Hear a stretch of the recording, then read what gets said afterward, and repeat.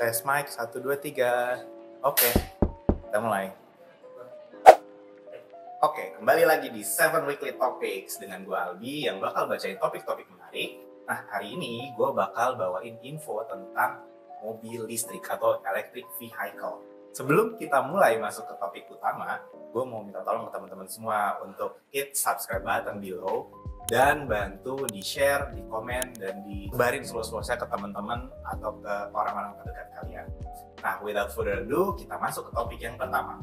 Berikut ini akan gue jelaskan 7 list mobil listrik yang udah mulai dijual di Indonesia. Apa aja sih mobil listriknya?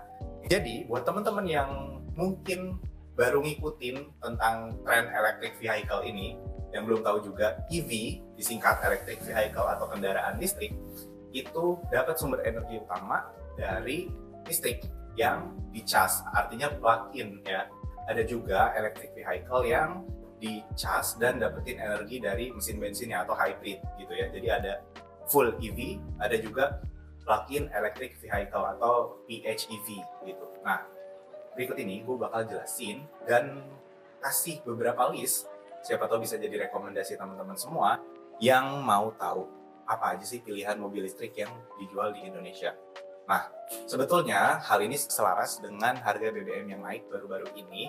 Jadi mobil listrik itu jadi pilihan banget karena harga per kWh di Indonesia itu per 1 kWh-nya dengan 1 liter bensin yang paling murah, sebut aja misalnya Pertalite, itu cukup jauh comparisonnya. As comparison, kalau kita pakai listrik rumahan 1 kWh sekitar 1.600-1.700-an. Kalau 1 liter Pertalite itu sekitar Rp10.000.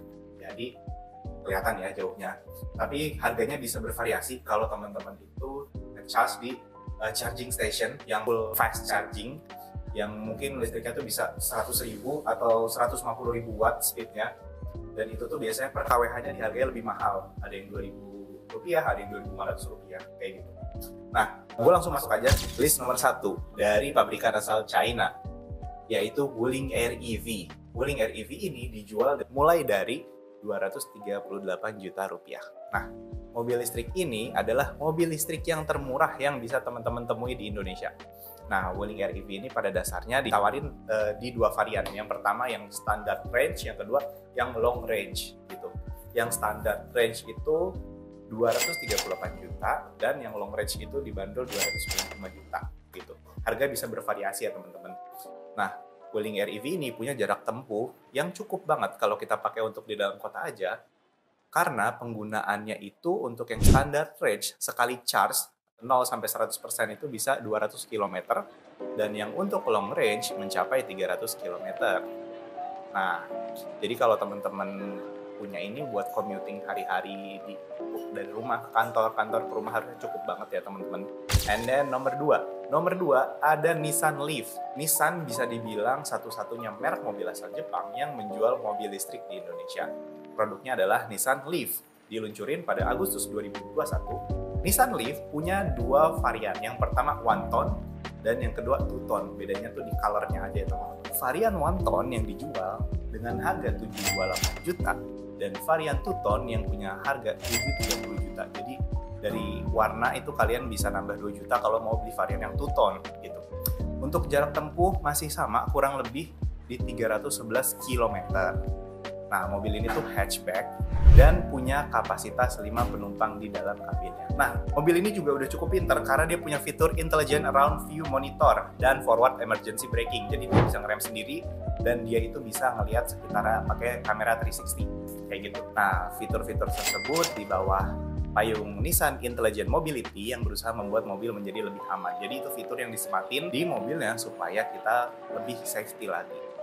Sekarang nomor 3 ada Hyundai Ioniq 5. Itu bener nggak cara pronunciation-nya? Nah, ini dia Hyundai Ioniq 5 yang udah...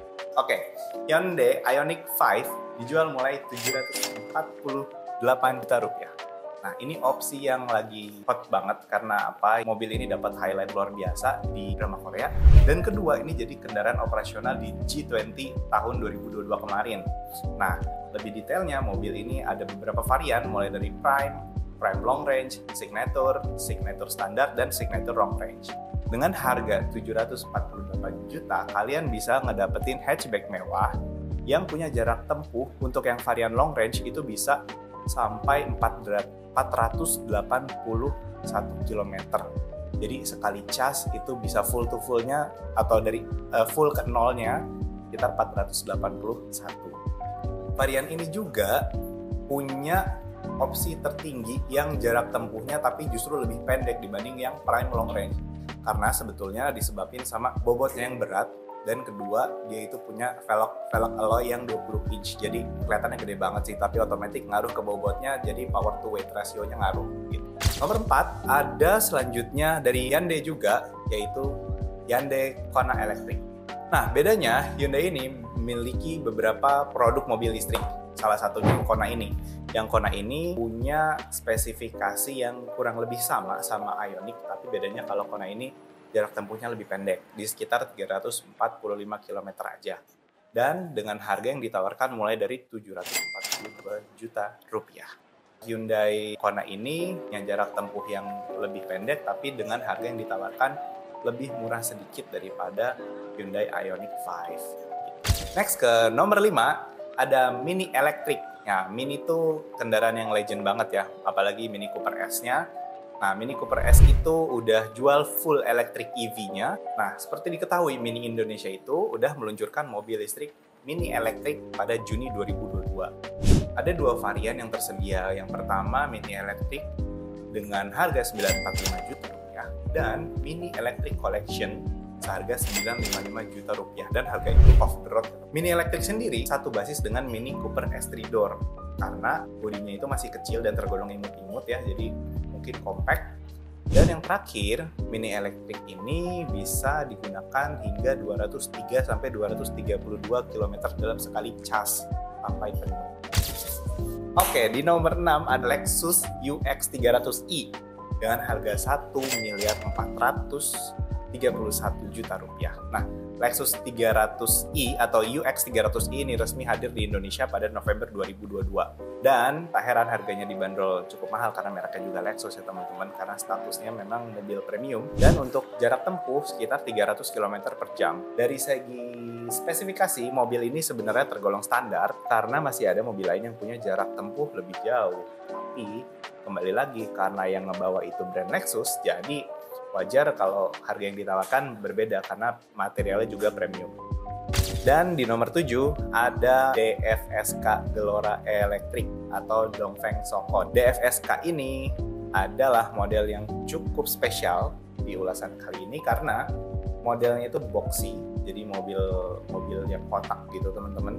Dan mobil ini ada beberapa aspek kemewahan dan kenyamanannya juga. Karena desain bodinya yang boxy tadi itu ditambah pintu geser, lebih hemat tempat, dan interiornya pun sebenarnya sederhana dan cukup useful gitu. Contohnya ada penggunaan transmisi model knop putar dan head unit layar sentuh 8 inci yang ada di dalam DFSK Glora ini. Dan DFSK Glora ini ditawarkan dengan harga 484 juta dan versi minibusnya seharga 582 juta. Nah, sejauh ini DFSK Glora ini terpantau udah digunain sama beberapa perusahaan logistik kayak DHL, juga menjadi kendaraan pengangkut orang di beberapa daerah wisata. Itu 7 list mobil elektrik yang teman-teman bisa beli sekarang ini di Indonesia. Kalau teman-teman suka dengan konten-konten kayak gini, boleh bantu di like, di subscribe, dan di share ke orang-orang terdekat kalian. Dan boleh kasih juga ide-ide menarik di kolom komentar. Ditulis aja kira-kira next topik mau bahas apa, kayak gitu. Oke, see you at the next video. Bye-bye.